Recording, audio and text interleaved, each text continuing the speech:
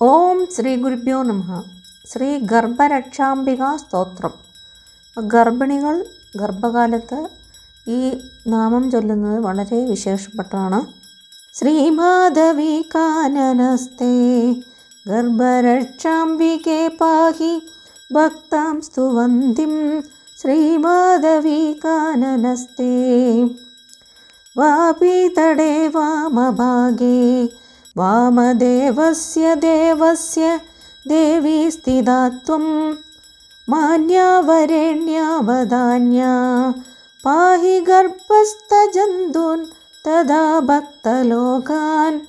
ശ്രീമാധവി കാനനസ്തേ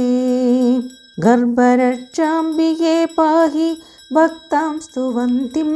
ശ്രീമാധവി കാനനസ്തേ ശ്രീഗർഭരക്ഷാപുരേയാ ദിവ്യസൗന്ദര്യയുക്താ സുമാംഗല്യഗാത്രീ ധാത്രീ ജനിത്രീ ജനാനാം ദിവ്യരൂപാം ദയാർദ്രാം മനോജ്ഞാം ഭജേ ത്വാം ശ്രീമാധവി കാനനസ്തേ ഗർഭരക്ഷാംബികേ പാഹി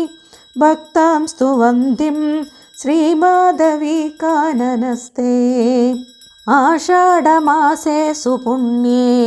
ശുക്രവാരേ സുഗന്ധേന ഗന്ധേന ലിപ്താ ദിവ്യാംബരാ കൽപവേഷാ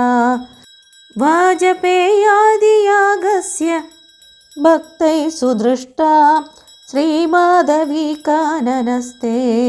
ഗർഭരക്ഷാംബികേ പാഹി ഭക്താം സ്തുവന്തിം ശ്രീമാധവി കാനനസ്തേ കല്യാണദാത്രീം നമസ്യേ വേദികാഢ്യസ്ത്രിയാ ഗർഭരക്ഷാകരീം ത്വാം ബാലൈः സദാ സേവിതാംഗ്രിം ഗർഭരക്ഷാർത്ഥമാരാധുഭേദൈരുഭേദാം ശ്രീമാധവി കാനനസ്തേ ഗർഭരക്ഷാംബികേ പാഹി ഭക്താം സ്തുവന്തിം ശ്രീമാധവി കാനനസ്തേ ബ്രഹ്മോത്സവേ വിപ്രവീത്യാം വാദ്യഘോഷേണ തുഷ്ടാം രഥേ സന്നിവിഷ്ടാം